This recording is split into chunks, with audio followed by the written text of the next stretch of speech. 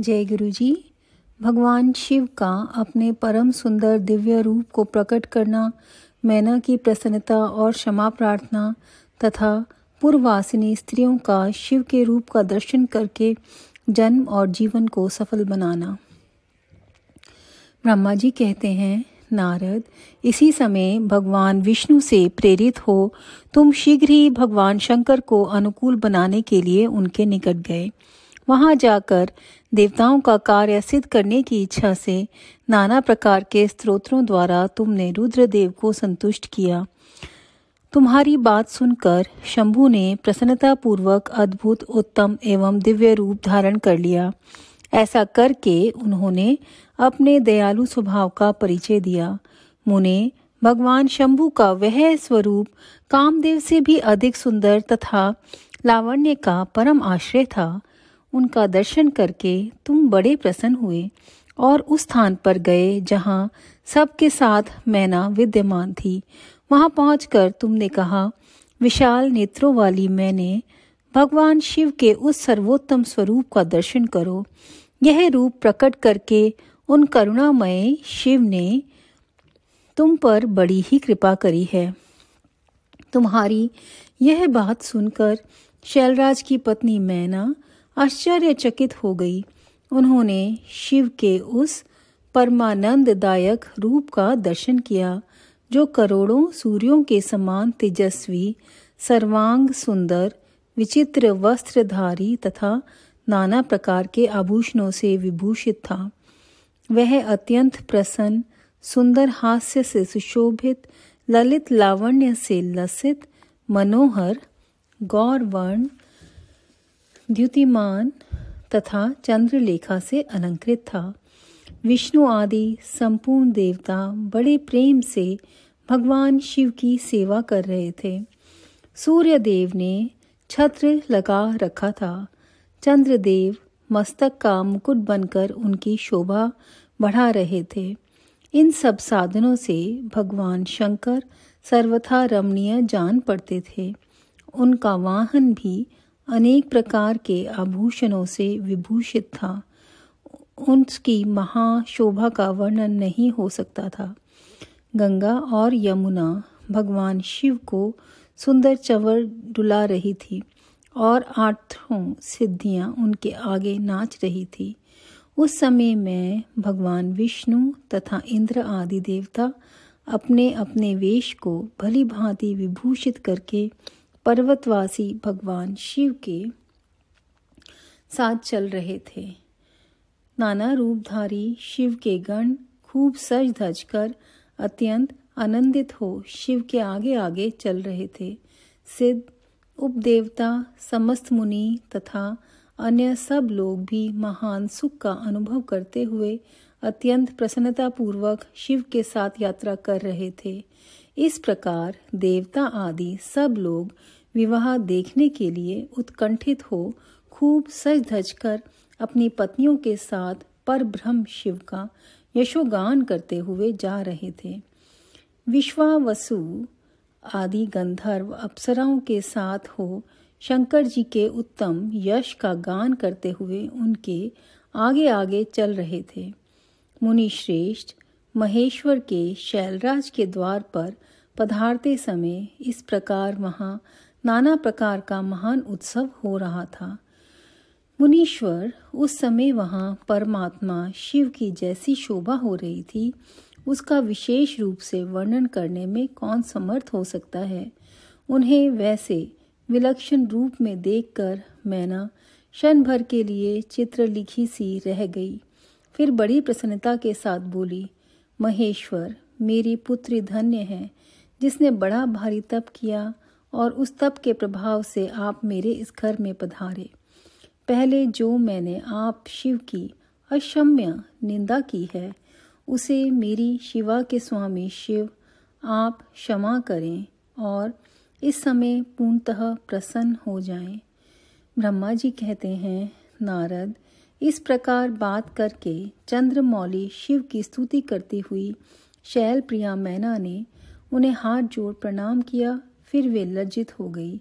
इतने में ही बहुत सी पूर्वासनी स्त्रियां भगवान शिव के दर्शन की लालसा से अनेक प्रकार के काम छोड़कर वहां आ पहुंची। जो जैसी थी वैसी ही अस्त व्यस्त रूप में दौड़ आई। भगवान शंकर का वह मनोहर रूप देखकर वे सब मोहित हो गई। शिव के दर्शन से हर्ष को प्राप्त हो प्रेम पूर्ण हृदय वाली वे नारियां महेश्वर की उस मूर्ति को अपने मनोमंदिर में बिठाकर इस प्रकार बोली। पूर्ववासिनियों ने कहा, अहो, हिमवान के नगर में निवास करने वाले लोगों के नेत्र आज सफल हो गए। जिस जिस व्यक्ति ने इस दिव्य रूप का दर्शन किया है, निश्चय ही उसका जन्म सार्थक हो गया है। उसी का जन्म सफल है और उसी की सारी क्रियाएं सफल है, जिसने संपूर्ण पापों का नाश करने वाले साक्षात शिव का दर्शन किया है। पार्वती ने शिव के लिए जो तप किया है, उसके द्वारा उन्होंने अपना सारा मनोरथ सिद्ध कर लिया। शिव को पति के रूप में पाकर ये शिवा धन्य और कृतकृत्य हो गई। यदि विधाता शिवा और शिव की इस युगल जोड़ी को सानंद एक दूसरे से मिला ना देते तो उनका सारा परिश्रम निष्फल हो जाता।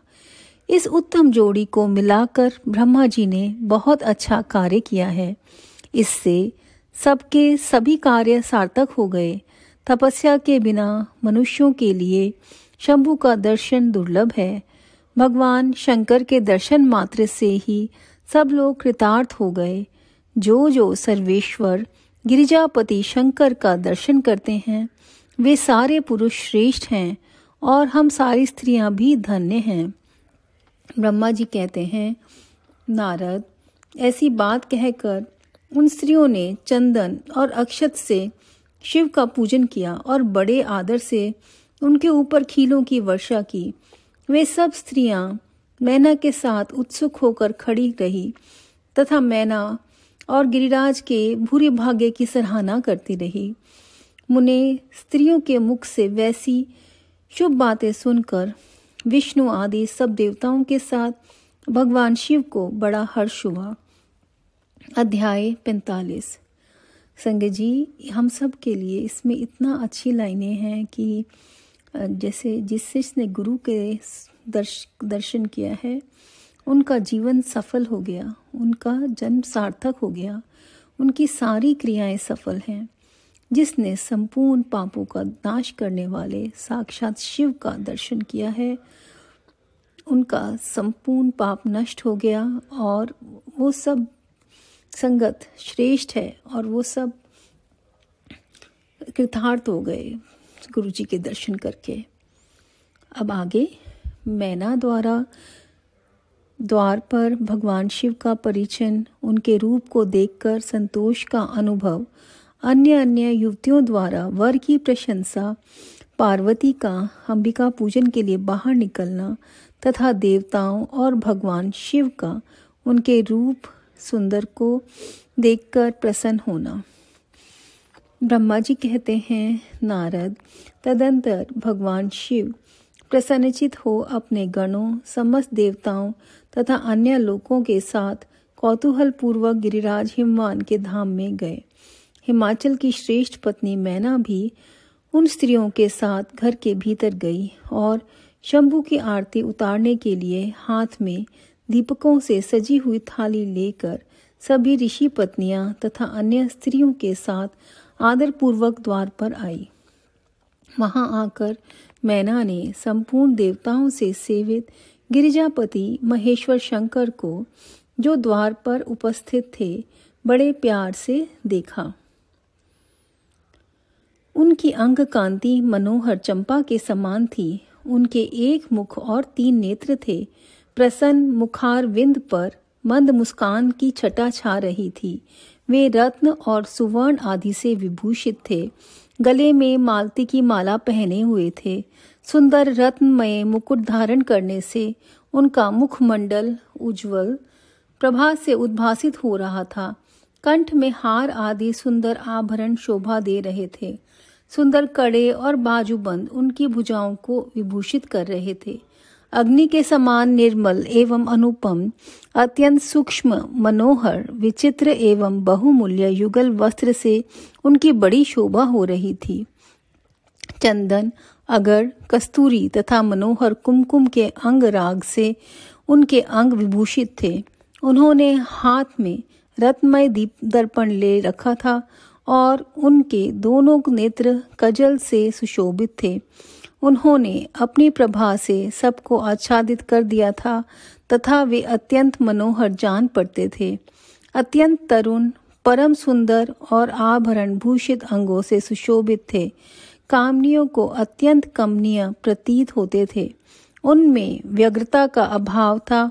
उनका मुखारविंद कोटि चंद्रमाओं से भी अधिक आह्लाददायक था। उनके श्री अंगों की छवि कोटि कामदेवों से भी अधिक मनोहारिणी थी। वे अपने सभी अंगों से परम सुंदर थे।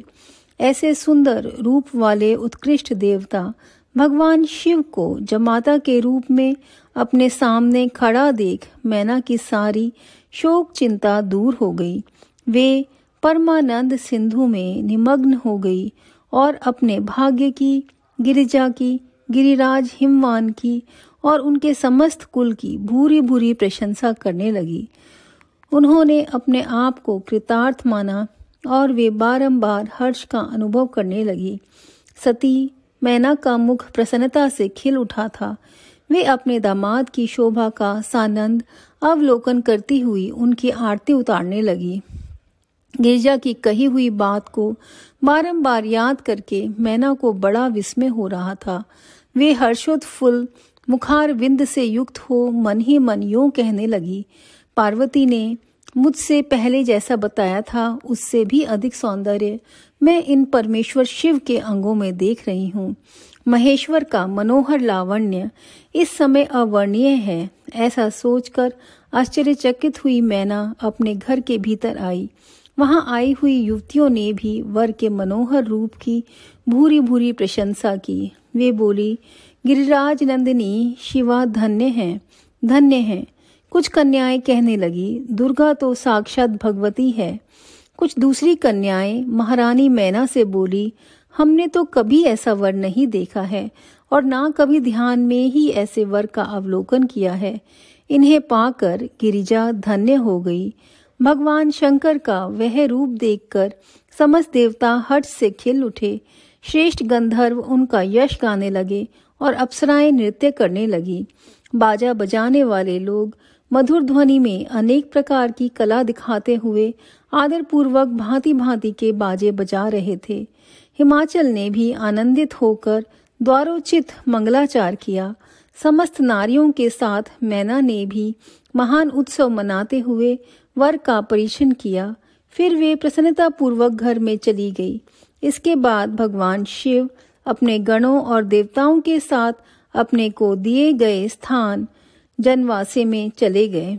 इसी बीच में गिरिराज के अंतःपुर की स्त्रियां दुर्गा को साथ ले कुल देवी की पूजा के लिए बाहर निकली। वहां देवताओं ने, जिनकी पलकें कभी नहीं गिरती थी, प्रसन्नता पूर्वक पार्वती को देखा। उनकी अंग कांति नील अंजन के समान थी। वे अपने मनोहर अंगों से ही विभूषित थी। उनका कटाक्ष केवल भगवान त्रिलोचन पर ही आदर पूर्वक पड़ता था। दूसरे किसी पुरुष को उनके नेत्र नहीं जाते थे। उनका प्रसन्न मुख मंद मुस्कान से सुशोभित था। वे कटाक्षपूर्ण दृष्टि से देखती थी और बड़ी मनोहारिणी जान पड़ती थी। उनके केशों की चोटी बड़ी ही सुंदर थी। कपोलों पर बनी हुई मनोहर पत्रभंगी उनकी शोभा बढ़ाती थी। ललाट में कस्तूरी की बेदी के साथ ही सिंदूर की बिंदी शोभा दे रही थी। वक्ष स्थल पर श्रेष्ठ रत्नों के सारभूत हार से दिव्य दीप्ति छिटक रही थी। रत्नों के बने हुए केयूर, वलय और कंकण से उनकी भुजाएं अलंकृत थी। उत्तम रत्नमय कुंडलों से उनके मनोहर कपोल जगमगा रहे थे। उनकी दक्त पंक्ति मणियों तथा रत्नों की प्रभा को छीने लेती थी और मुख की शोभा बढ़ाती थी। मधु से पूरित अधर और ओष्ठ बिंब फल के समान लाल थे। दोनों पैरों में रत्नों की आभा से युक्त महावर शोभा देता था। उन्होंने अपने एक हाथ में रत्न जटित दर्पण ले रखा था और उनका दूसरा हाथ क्रीड़ा कमल से सुशोभित था। उनके अंगों में चंदन, अगर, कस्तूरी और कुमकुम का अंगराग लगा हुआ था। पैरों में पायजेब बज रहे थे और वे अपने लाल लाल तलवों के कारण बड़ी ही शोभा पा रही थी। समस्त देवता आदि ने जगत की आदि कारण भूता जगत जननी पार्वती देवी को देख भक्ति भाव से मस्तक झुका मैना सहित उन्हें प्रणाम किया। त्रिलोचन शिव ने भी बड़ी प्रसन्नता के साथ कनखियों से उन्हें देखा और उनमें सती की आकृति देख अपने विरह वेदना को त्याग दिया। शिवा पर आंखें गड़ाकर भगवान शिव उस समय सब कुछ भूल गए। उनके सारे अंगों में रोमांच हो आया। वे हर्ष का अनुभव करते हुए गौरी की ओर देखने लगे। गौरी उनकी आंखों में समा गई थी। इधर काली पुरी से बाहर जाकर अंबिका देवी की पूजा करने के पश्चात ब्राह्मण पत्नियों के साथ पुनः अपने पिता के रमणीय भवन में लौट आई। भगवान शंकर भी मुझ ब्रह्मा, विष्णु तथा देवताओं के साथ हिमाचल के बताए हुए अपने नियत स्थान पर प्रसन्नता पूर्वक गए। वहां गिरिराज के द्वारा नाना प्रकार की सुंदर समृद्धि से सम्मानित हुए। वे सब लोग सुखपूर्वक ठहर गए और भगवान शिव की सेवा करने लगे। अध्याय 46। संगत जी, इस चैप्टर के अंदर भगवान शिव की और माँ पार्वती की इतनी सुंदर छवि बताई गई है कि किस तरह से माँ हर तरह से श्रृंगार माँ ने किया हुआ है और किस तरह से प्रकृति और पुरुष का आपस में शादी होने वाली है। तो और उनके इससे जैसे कि सृष्टि का जो इतना बड़ी चीज़ सृष्टि के अंदर हो रही है और उससे जितने भी लोग वहाँ पर हैं, जो लोग भी इस दृश्य को देख रहे हैं, वो सब के सब ब्लेस हो गए। सब के सब इतनी खुशी सबके मन के अंदर आ गई और सब के सब अपने जैसे कि सुख आ गया सब मन के अंदर। तो ये अभी जैसे कि महाशिवरात्रि से पहले अभी कुछ चैप्टर्स और हैं जो कि शिव और पार्वती विवाह के, और गुरुजी का ये तरीका है हम सबको ब्लेस करने का। गुरुजी का बहुत बहुत शुक्राना, आप सबका बहुत बहुत शुक्राना। जय गुरुजी। ओम नमः शिवाय। शिवजी सदा सहाय। ओम नमः शिवाय। गुरुजी सदा सहाय।